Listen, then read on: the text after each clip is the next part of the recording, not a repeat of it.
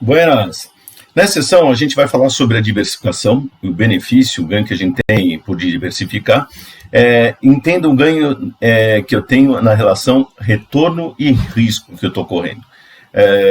Eu costumo já repetir isso, a diversificação é uma estratégia de gestão de riscos e não uma estratégia para maximizar o seu retorno. Se você quer ter um retorno maior, faça como esses gurus por aí, que falam assim, concentre o seu dinheiro no investimento.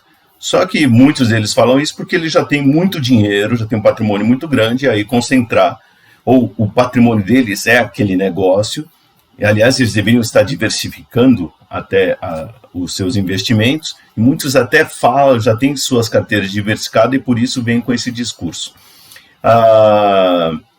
Mas para uma pessoa normal, assim, diversifique, e isso é para todo mundo, na verdade.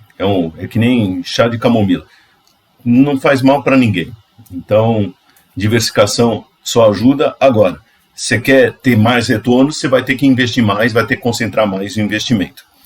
Muito bom. Então, para começar, eu vou mostrar para vocês aquela fórmula que a gente desenvolveu de risco e retorno de carteiras, onde justamente o retorno de uma carteira é basicamente o quanto a gente investiu em cada um desses ativos. Então, aqui, por exemplo, uma carteira simples de 2 ativos, é o WA, o quanto eu investi no ativo, WB, quanto investir no outro ativo da carteira, e multiplico cada uma das alocações pelos retornos que eu vou ter nelas.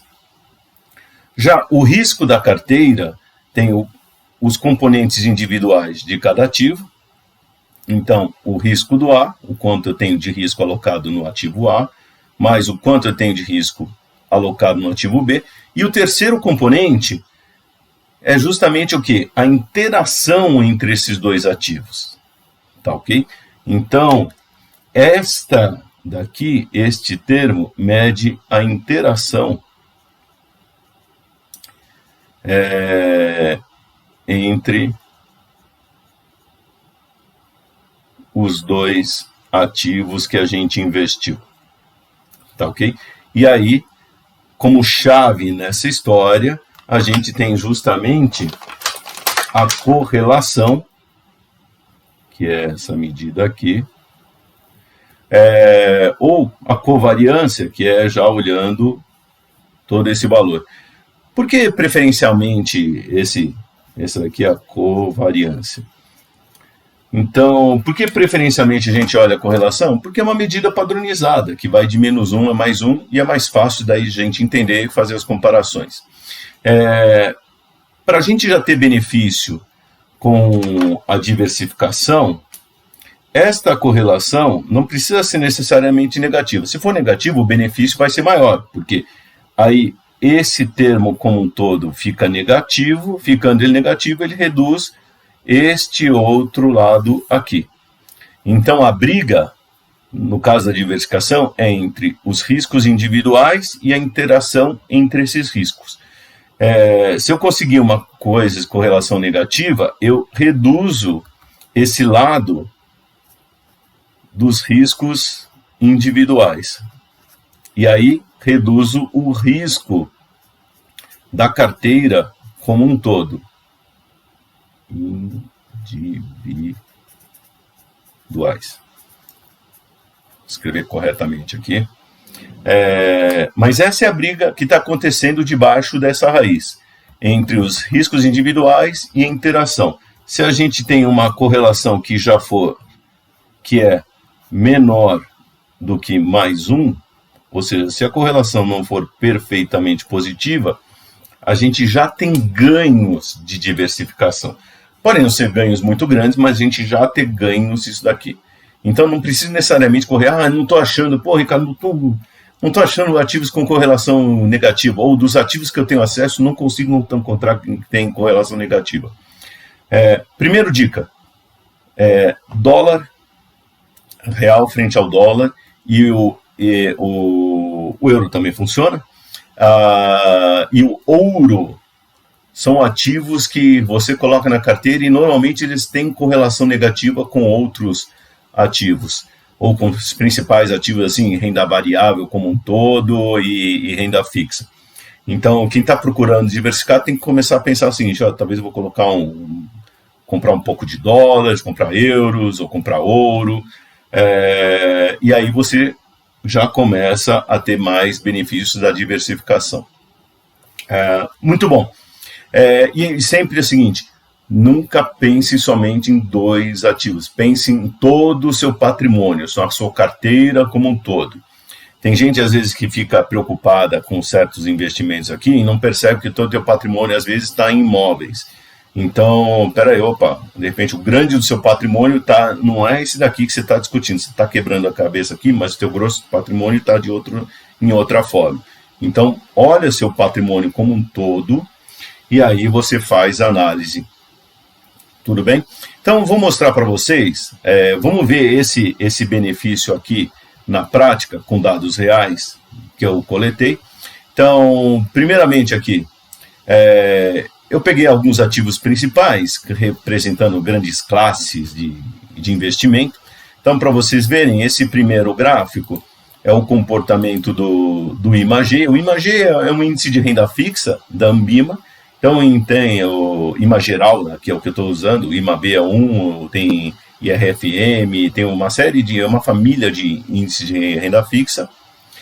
O IMA geral está coletando é como se fosse um índice que mede o comportamento de todos os títulos públicos aí emitidos pelo governo, emitidos aqui no Brasil. Então, aqui, esse é um comportamento típico de um investimento renda fixa. Vocês reparem o seguinte, que tem uma oscilação muito pequena, ele praticamente vai andando com linha reta. Só aqui, março de 2020, é que você teve a crise, e aí teve aqui vamos dizer, uma queda forte. Uma queda forte aqui é uma queda pequena, hein? Eu peguei todos os investimentos que eu vou mostrar para vocês e coloquei todos com base 100 para facilitar a comparação. Aí vamos dizer, hoje eu poderia ter uma carteira só com título renda fixa que, como eu tivesse o comportamento aqui dos títulos do governo. Poderia comprar, por exemplo, um ETF, um Exchange Traded Fund, que tem esse comportamento do IMAG. Agora eu vou adicionar na carteira o dólar, o real frente ao dólar. Primeira coisa que a gente já está vendo, o dólar já tem um risco maior. Por que um risco maior? Você já vê em comparação com o IMA, que ele tem uma variabilidade bem maior do que o IMA. Então, o IMA está subindo aqui devagar aos poucos. O dólar sobe, depois cai, depois sobe um pouco mais, depois cai, fica um pouco abaixo, depois ele acelera, agora cai, depois volta a acelerar. Então, o risco da taxa de câmbio do real frente ao dólar já é maior do que do IMAG. E outra coisa que é importante, reparem que eu tenho um comportamento diferente. Então, o dólar, enquanto o IMAG está subindo aos poucos, o dólar caiu um período, depois ele subiu, depois ele caiu um pouco.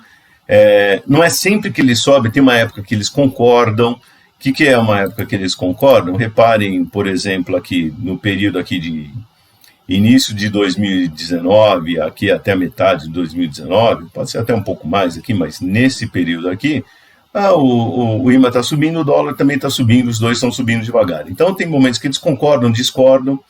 Agora, eu vou adicionar o índice Bovespa. Pronto. O índice Bovespa, vocês já podem ver que ele tem volatilidade, ele tem incerteza, ele tem variabilidade, ou seja, tem risco no sentido que a gente usa em finanças. E já dá para perceber o seguinte, olha, que ele tem umas variações maiores. Tá vendo? O dólar caiu um pouco, o Ibovespa caiu mais. Mas também, reparem que em muitas situações o dólar subiu, o Ibovespa caiu, e o Ibovespa subiu e o dólar caiu. Aqui na época da crise, isso ficou assim super visível. Então, repare assim que o dólar cresceu, ou seja, o real frente ao dólar desvalorizou, ou o dólar ficou mais forte, subiu aqui, e o Ibovespa despencou, e ele caiu mais do que o dólar subiu. Então, se a gente até der uma forçada, vocês percebem assim, é quase que um espelhinho um com o outro. Então já é um bom sinal para diversificar. Se eles têm comportamentos diferentes, quer dizer que eles já devem ter uma correlação negativa. Um subiu, o outro caiu e vice-versa. Então, já é o seguinte, ao invés de colocar tudo, por exemplo, no índice Bovespa, talvez seja a coisa, eu coloco um pouco em índice Bovespa, eu vou colocar um pouco em dólar e começo a diversificar a minha carteira. A mesma coisa colocando no IMA também, posso fazer isso. Agora eu vou colocar um índice de ações diferentes, eu vou colocar um índice de small caps. Small caps são ações de baixa capitalização de mercado, ou seja, de tamanho pequeno na bolsa. Então, o que acontece? Elas costumam ser mais arriscadas, é o que a gente também está vendo. Comparem, isso é importante, toda comparação a gente precisa ter uma referência, um benchmark, senão ela não faz sentido. Então, comparem agora, o índice Small Caps comparado com o IMAG é muito mais arriscado. Dá para ver que a linha azul clara oscila muito mais, varia muito mais do que o IMAG, que é o renda fixa, que é a linha amarelinha. E mais, o Small Caps, ele inclusive varia mais, vocês estão vendo aqui, por exemplo, fica muito, muito claro aqui nesse período final de 2019, começo de 2020, que o índice Small Caps, ele está variando mais aqui do que o índice Bovespa, tá ok? E depois aqui também, de junho, julho de 2020, também variou mais. Mas tem comportamentos parecidos também com o índice Bovespa, inclusive no caso da frente ao dólar. E agora vou adicionar a última aqui, que é o Bitcoin. Então coloquei aqui a cotação do Bitcoin em relação do real em relação ao Bitcoin. E vocês estão vendo aí uma oscilação muito maior. Uma oscilação maior e assim um pouco desconexa com tudo. Então a bolsa caiu, o Bitcoin, por exemplo, caiu junto nesse período aqui da crise, em março. Porém, depois o Bitcoin deu um salto enorme. Parte desse salto é a dinâmica dele, parte desse salto é do câmbio também. Então, às vezes, aqui em julho, agosto, ele deu um salto maior ainda. Aqui nesse período, olha a questão de ser desconexo aqui, no período aqui de novembro a maio, novembro de 2018 a maio de 2019, as coisas estavam andando mais ou menos juntos, estava mais ou menos estável, o Bitcoin caiu e ficou um tempo aqui embaixo e depois se recuperou. Mas reparem que ele tem uma oscilação, a linha verde do Bitcoin, ele tem uma oscilação muito maior que as outras. Essa oscilação é que vai ser capturada pela volatilidade, ou melhor, pelo desvio padrão, já que eu estou trabalhando com dados históricos aqui. Todos esses dados são realizados. O que a gente pode usá-los é para fazer inferências quanto ao futuro, ou seja, a partir deles fala assim, não, eu acho que isso pode se repetir no futuro. É uma estimativa nossa, é uma inferência nossa do que pode acontecer no futuro. Não é o que vai acontecer. Mas aí a gente já consegue ver o seguinte, olha, o IMAG tem um desvio padrão menor, ele é mais estável, o dólar tem maior, um desvio padrão maior, o Ibovespa maior do que eles, e o Bitcoin nem se fala. E agora colocar números nisso daqui. Então, depois de pegar esses índices, eu montei essa tabelinha, então, só para vocês entenderem, primeiro eu peguei as cotações, essas cotações eu montei o gráfico da seguinte maneira, tornando todos eles com base 100, então eu coloquei aqui de 1º de junho de 2018 com base 100, e depois, cada um deles ele foi crescendo, como? Eu peguei a cotação anterior já na base 100 e multipliquei pela variação aqui, dos preços de cada um dos ativos. Então, aqui no caso do Ibovespa, eu peguei o preço em 4 de junho, dividi pelo preço ou a cotação em 1º de junho e multipliquei pelo anterior. E fiz a mesma coisa com cada uma delas, tá ok? E aí, sucessivamente, aí eu montei, foi a base para construir esse gráfico. E aí, finalmente, eu fiz a tabelinha aqui dos retornos diários de cada um desses investimentos. Como eu fiz isso aqui? Peguei a cotação no dia, dividi pela cotação anterior, menos 1. Poderia também fazer a cotação num dia menos do dia anterior, e depois divide pela cotação do dia anterior. Veja o vídeo de prática de Excel disso, que a gente constrói isso. É a mesma coisa. Fazer de um jeito o cálculo do retorno do outro. E aí, o que eu fiz? Peguei e calculei o retorno médio de cada um deles, que vocês estão vendo nessa tabela. Além de calcular o retorno médio, a única coisa que eu fiz a transformação, eu fiz a anualização. Os retornos que eu calculei aqui, então, todos os retornos dessa tabela são diários. Eu gosto de trabalhar com dados anuais. Então, o que eu fiz? Eu peguei os retornos diários e anualizei. Como que eu fiz isso? Peguei a média desses retornos. Então, a média de retornos diários é um retorno diário. Como eu quero transformar tudo base 252, considerando que tenho 252 dias úteis no ano, multipliquei esse retorno para 252. O risco, calculei como? Peguei e calculei o desvio padrão, também dos retornos diários. Desvio padrão de retornos diários é um desvio padrão ao dia. No desvio padrão, para transformar ou para anualizar em anos, eu multiplico pela raiz, aqui no caso, do número de dias. Como a minha base é 252 dias úteis, multiplico por raiz de 252. Se os desvios padrões fossem mensais, aí eu faria o seguinte, eu multiplicaria pela raiz de 12. Então, esse é o único, assim, tem que tomar só cuidado na hora de fazer essas transformações, tá ok? Aqui eu tenho a que eu chamei de relação risco-retorno, ou retorno sobre risco. Peguei o retorno de cada um e dividi pelo desvio padrão. Aí eu posso comparar, fiz esse cálculo para cada um deles, e aí eu posso comparar a relação retorno sobre risco. Então, até vou chamar aqui, para não dar confusão, retorno sobre risco de cada um dos investimentos. Repare aqui, por exemplo, o IMA é o que tem a melhor relação retorno sobre risco, ou seja, para cada uma unidade que eu corro de risco investido no IMA, eu ganho 2,285 unidades de retorno.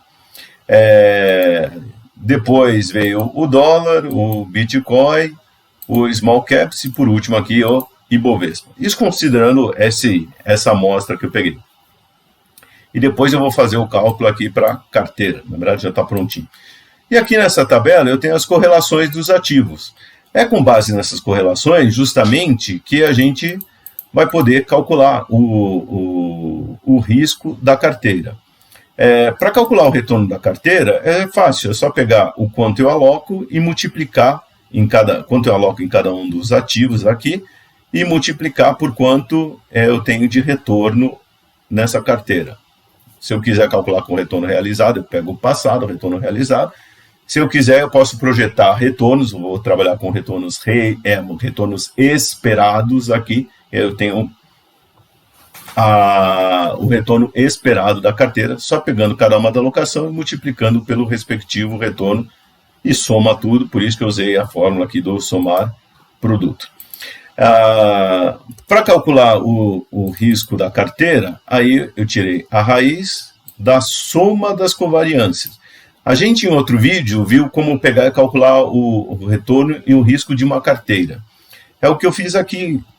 Eu peguei aqui, nesta outra tabela, que vocês estão vendo, o que eu faço de conta aqui? Nesta tabela, o que eu faço basicamente, eu calculo a covariância de cada um. Deixa eu abrir essa aqui, essa aqui eu acho que vai ficar mais bonitinha, o Excel não está colaborando aqui. Deixa eu aumentar essa coluna, só para vocês verem o trem aqui completo. Pronto. Então, o que está fazendo aqui nessa forma? Cada uma dessas células aqui, no meio da planilha, eu multiplico a alocação em cada ativo, multiplico, por exemplo, quanto eu invisto aqui no Ibovespa, vezes o risco do Ibovespa, vezes o risco aqui no Bitcoin, ou melhor, a alocação no Bitcoin, vezes o risco do Bitcoin, e vezes essa aqui é a correlação do Ibovespa, desculpa, Bitcoin não, do Small Caps. A correlação do Ibovespa com o Small Caps. Tá ok? Então, cada um desses termos aqui é basicamente as covariâncias multiplicados pelas alocações naquele ativo. Veja um vídeo lá do risco retorno esperado para entender o que é cada um desses termos. Então, eu fiz essa matriz com cada um dos itens. E aqui, para chegar no risco da carteira, somei cada um quanto eu aloco em cada um dos itens vezes a covariância, somo tudo, tiro a raiz, tem o risco da carteira em função da alocação. E aí a gente vai ver aqui o benefício da diversificação. Então, por exemplo, eu vou montar uma carteira 100% Ibovespa. O que acontece? Se eu olho, se a minha carteira é 100% Ibovespa, os retornos e os riscos são iguais, tanto da carteira, assim como a relação risco-retorno da carteira com o Ibovespa. Agora eu vou colocar o seguinte, colocar 90% Ibovespa e vou colocar 10% em dólar. Por que eu vou colocar 10% em dólar? Porque o Ibovespa tem uma correlação negativa com o dólar. Então, eu vou colocar um pouco de dólar na carteira. O que aconteceu? Meu retorno médio da carteira, na verdade, ficou melhor que o retorno que eu tinha quando eu colocava 100% no Ibovespa. Então, agora minha carteira está com 14% de retorno esperado, contra 13,4% de Ibovespa. Esperado, se eu estou usando esses dados como premissas ou projeções para os próximos períodos. Então, eu tenho um retorno de 14% frente a 13,4%, e mais, o risco caiu justamente pelo efeito da diversificação. Então, estou com um risco de 28,4% na carteira contra 32,3% no Ibovespa. Então, poxa, olha, colocar um pouco de dólar na carteira já me deu um ganho de retorno e de risco. E a relação risco-retorno, melhor, relação retorno sobre risco, passou de 0,416, quando eu tinha só índice Bovespa, passou para 0,493. Então, melhorei o retorno, melhorei o risco, e com isso, melhorou a relação retorno sobre risco. Aliás, é por isso, inclusive, que a gente recomenda que se invista, por exemplo, em BDRs, como, por exemplo, o BDR do índice Standard & Poor's 500. Quando você investe no índice Standard & Poor's 500 em dólares, é como você já tivesse uma carteira de ações diversificada. Beleza, já reduziu o risco. Se você está no Brasil e investe no BDR do Standard & Poor's 500, é como você comprasse o índice Standard & Poor's em dólares e comprasse os dólares ali. Então você já tem assim o benefício da diversificação da carteira, tá, ok, de ações, e mais o benefício da taxa de câmbio. Então aí você melhora não somente a possibilidade não somente você reduz o risco, mas aumenta a possibilidade de ganhos também. Melhora muito a relação risco-retorno, tá, ok? E é esse efeito que a gente está vendo aqui. E aí eu posso, por exemplo, colocar 80% aqui, 20%. Então, melhorou ainda mais a relação. Melhorou o retorno, porque o retorno do dólar foi melhor. E o risco do dólar é menor. Aliás, uma coisa. Em relação à IMAG, risco em relação ao IMA.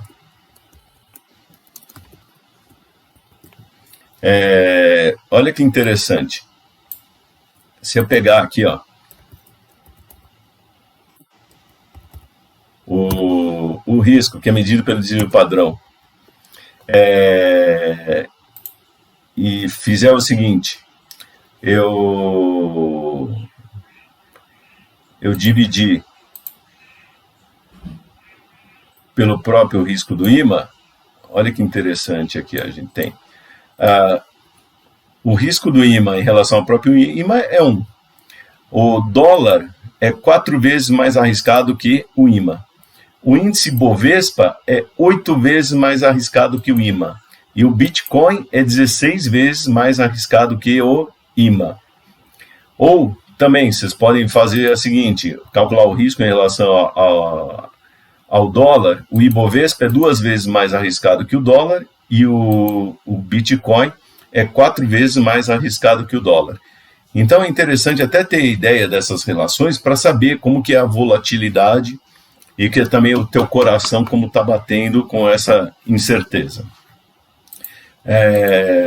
Mas uma curiosidade aqui, e aí a gente pode começar a ampliar essa carteira. Então, olha, vou colocar também agora, vou colocar um pouco lá de IMA, então vou colocar assim, eu tenho meus compromissos aqui, vou colocar 20% no IMA, 10%, o total da carteira tem que bater 100%, senão aí tem furto, roubo, algo do tipo. Coloco 70% Ibovespa, fiz uma carteira mais diversificada, perdi um pouco no retorno, mas estou ganhando um pouco mais no risco, então estou melhorando aqui a relação, tá ok? Então esse equilíbrio você tem que achar aqui, dado os seus compromissos, por isso coloquei alguma coisa no IMA, que é mais tranquilo, volatilidade menor, então se acontecer uma reserva de emergência está lá, aí começo a diversificar, coloco mais na bolsa para esperar um retorno maior, combino com o dólar para ter um ganho aqui da diversificação, ganho de diversificação que eu tenho também alocando no IMA, aí vou colocar um pouco, por exemplo, aqui no Bitcoin também, então eu vou colocar, por exemplo, 5% no Bitcoin. Por que você colocou 5% aqui? Vou tirar aqui do Ibovespa, porque agora o Bitcoin tem um retorno muito maior, tem um risco muito alto também. Mas olha o que aconteceu, minha relação risco-retorno ficou bem melhor que a anterior, porque eu consigo ter um retorno maior, estou colocando só 5% no Bitcoin. Então, muitas vezes eu posso usar o Bitcoin, eu poderia usar ouro ou outro ativo, para melhorar essa relação. Então, ter um retorno esperado maior, tá ok? Um risco menor e melhorar a relação desse retorno com o risco. É por isso que a gente deve procurar outras classes de ativos nessa diversificação, tá ok?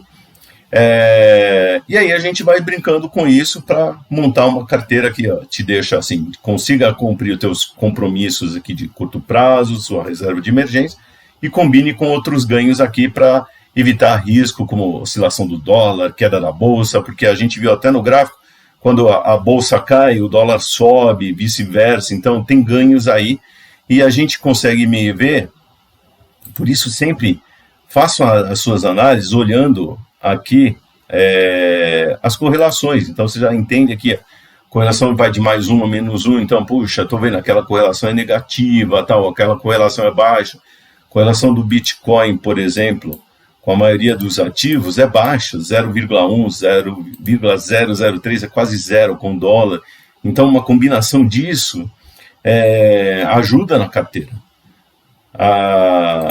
Aqui aquelas somas das covariâncias, as covariâncias com a ponderação do peso, aqui é só de curiosidade. Mas agora, para fechar,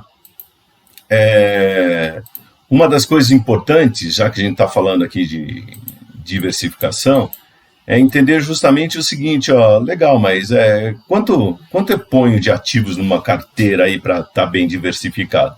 É o que a gente vai ver nesse gráfico. Esse gráfico aqui, na verdade, são simulações. São 1000 simulações de carteiras de ações de tamanho 1, 1000 simulações de carteiras de tamanho 2, 1000 simulações de carteiras de tamanho 3. Então, nesse eixo aqui embaixo, eu tenho o número de ações dentro da carteira simulada. Então, aqui, por exemplo, 50, eu tenho 1000 simulações, fiz simulações de Monte Carlo, que a gente vai discutir em outro vídeo. Então, tem 1000 simulações de carteira de ações de tamanho 50. Então, são 1000 carteiras com 50 ações que foi simulado. Para cada uma dessas carteiras, eu medi o risco, que está medido aqui, o risco ou desvio padrão.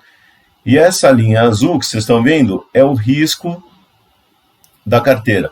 Então, aqui a gente pode ver o risco típico de uma carteira de tamanho 1. Risco típico de uma carteira tamanho 1, carteira tamanho 1 é o risco típico de uma ação. Então a gente vê que colocar tudo deixar tudo concentrado, você está correndo um risco muito alto, um risco próximo de 45%, é bastante alto. Conforme você vai adicionando ações, esse risco vai despencando. Só que ele não despenca sempre. Quando vocês reparem aqui, quando eu chego perto de 10 a 15 ações, ele começa a estabilizar. E a partir de 15 ações, esse é um número mágico que se repete no Brasil, no exterior, em outros estudos, o risco praticamente já estabilizou. Ah, ele zerou o risco? Não. Com a diversificação a gente não zera o risco. A gente consegue eliminar esta parcela aqui inicial, que é o risco que a gente chama de risco específico. E aí só sobra o risco de mercado. Tanto que essa linha amarela aqui é a divisão do risco da carteira em relação ao risco do índice Bovespa. Veja o seguinte, quando eu chego aqui a 15 ações, o risco da minha carteira é igual ao risco do Ibovespa. Essa conta que eu fiz. Essas carteiras que eu simulei, que estão na linha azul, elas têm mais ações, ou melhor, tem uma amostra maior de ações que estão no índice Bovespa. Por isso, inclusive, não dá igual. A linha verde, eu faço a comparação do risco total da ação com o risco total das carteiras simuladas com o risco total que eu tenho de todas as carteiras aqui. E aí vocês vejam que eu tenho o mesmo efeito. E aí eu vejo o seguinte, olha, no caso do índice Bovespa, eu consigo, inclusive, reduzir mais o risco. Tá ok? Então, tem ganhos de diversificação aí. Mas também o mesmo efeito. Quando eu chego a 15 ações, eu praticamente já eliminei todo o risco. O que sobra aqui, a distância aqui entre essa carteira aqui, então o risco aí está dando por volta de 22,5. Esse 22,5 é o risco do mercado que eu estou. Isso quer dizer o seguinte, esse risco, 22 risco, a partir de 15 ações, o que sobra é o risco de mercado. Para eliminar esse risco de mercado, ou reduzir o risco de mercado, aí o que eu tenho que fazer? Aí eu vou ter que usar outras estratégias, não vou conseguir mais via diversificação. Para reduzir o risco de mercado, eu vou ter que usar, por exemplo, derivativos. Aí eu consigo ir reduzindo mais esse risco se ainda está incomodando. Tá ok? Ou ampliar a minha gama de ativos que eu vou montar novas carteiras. Então, por exemplo, aqui é só de ações. Para reduzir mais o risco, aí que eu falei. Aí eu tenho que colocar uma taxa de câmbio, posso colocar um ouro, posso colocar um Bitcoin. Conforme você vai colocando e vai abrindo a sua mente para as suas perspectivas para outras alternativas de investimento, você consegue reduzir ainda mais o risco. E aí essa linha vai baixando mais. Vai chegar no zero? Para chegar no zero só usando derivativos ou alguma outra estratégia. Através da diversificação, a gente não vai conseguir reduzir mais do que isso. E aí, eu vou mostrar para vocês, esse gráfico, ele é interessante. O que eu fiz? É aquele mesmo gráfico da linha azul, que mostra o benefício da diversificação. Conforme, nesse eixo aqui tem o número de ações da carteira que eu simulo, aqui nesse outro eixo o risco, e aqui as datas. Então eu fiz aqui de 2015 até 2020, e vocês vejam aquela história do benefício da diversificação, conforme você põe mais ações na carteira, o risco vai caindo. Esse benefício existe sempre, ele sempre vai acontecer. Então eu sempre vou ter, quando coloco 10, 15 ações, eu estou chegando no máximo do benefício da diversificação. O que pode acontecer é que em determinados períodos o risco como um todo do mercado sobe, em função de alguma crise, tá certo? Seja interna, seja externa. Então, por exemplo, o risco total do mercado estava em um nível, aí o que aconteceu? Aqui em 2016, 2017, o risco foi subindo. Depois foi chegando no final de 2018, 2019, o risco voltou a cair. Chegou em 2020, por causa da crise, o risco voltou a subir. Mas o efeito da diversificação continua acontecendo sempre. Muito bom, pessoal. Então, a gente viu, tanto em cálculos como assim, visualmente, o benefício da diversificação. Por isso que é sempre importante pensar em diversificar, a gente fala e repete. E diversificar não tem muito assim... A diversificação que eu mostrei para vocês é a forma de carteiras diversificadas de maneira ingênua. Ou seja, eu nem fiz muito estudo da correlação.